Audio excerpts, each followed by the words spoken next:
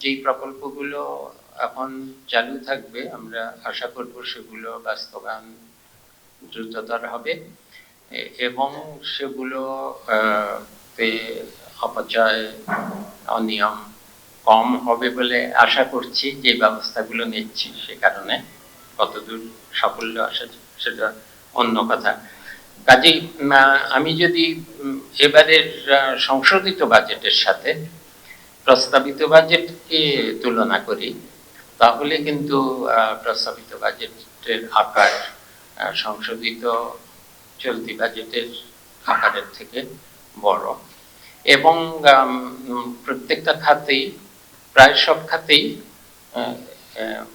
সংশোধিত বাজেট থেকে প্রস্তাবিত বাজেটের বরাদ্দ উন্নয়ন বাজেটও একটু বেশি।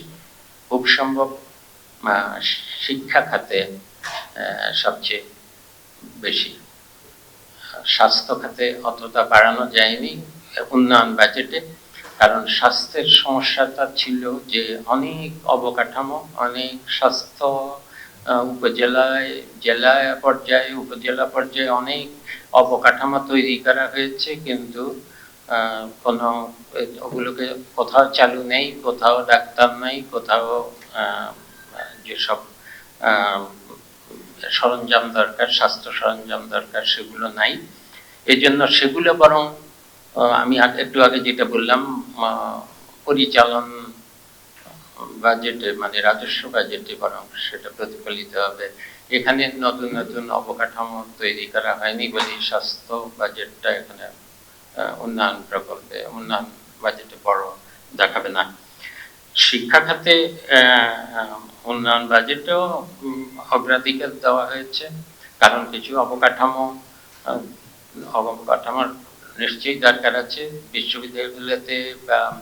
বিশ্ববিদ্যালয়গুলোতে যেমন শিক্ষার্থীদের ছাত্রাবাসের সমস্যা,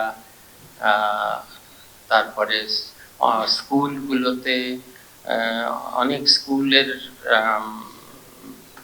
নতুন করে ভেঙে যাওয়া অবকাঠামো। কালার এক্সপার্ট, জর্জ স্যাপ এবং মাইল্ড অন হ্যান্ডস টেকনোলজি সমৃদ্ধ অরিক্স ক্রিস্টাল ওয়াশ আপনার লন্ড্রি এক্সপার্ট। আবার নতুন করে বাচ্চাদের স্কুল আছে যেগুলো প্রাইমারি স্কুল, সেকেন্ডারি স্কুল যেগুলো ভবন নষ্ট হয়ে গেছে, এগুলোতে তো অবশ্যই আবার নির্মাণ করা বা এগুলো সংস্কার করা দরকার। এই জন্য শিক্ষা খাতে কিন্তু উন্নয়ন বাজেটও অবকাঠামো বলতে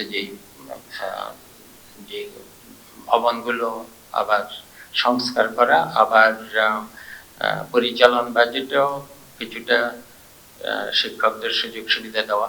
এটা অনেক বড় কিছু না, কিন্তু আমরা বলছি যে এখান থেকে যদি শুরু করি তাহলে হয়তো আরো পরের দিকে এটা আরো শিক্ষা স্বাস্থ্য খাতে আরো ব্যয় বাড়ানো যাবে।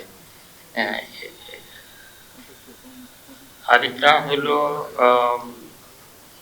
উন্নয়ন বাজেটকে যদি এখন বলা হয় যে আমরা কি কৌশল, আমাদের উন্নয়নের কি কৌশল এখানে প্রতিফলিত হয়েছে, আমরা কি অবকাঠামোকে গুরুত্ব দিচ্ছি না বিদ্যুৎ খাতকে গুরুত্ব দিচ্ছি না শিক্ষা স্বাস্থ্য সামাজিক খাতকে গুরুত্ব দিচ্ছি, আসলে এরকম কৌশলগত গুরুত্ব দেওয়ার খুব সুযোগ হঠাৎ করে এক বছরে এসে করা যায় না।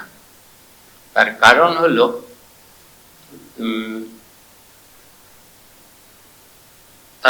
হলো উন্নয়ন বাজেটে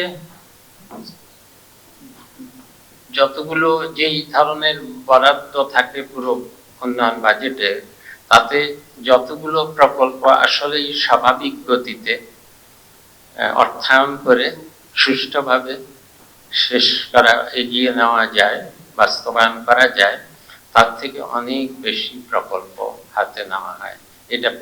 এটা একটা রাজনৈতিক সরকার কেন এটা করে আমি জানি না।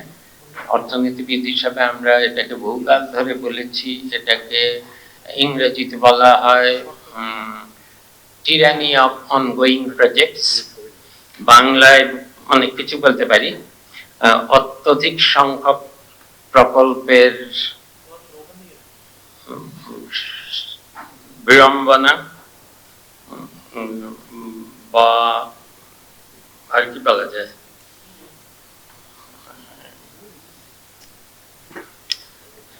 অতিরিক্ত সংখ্যক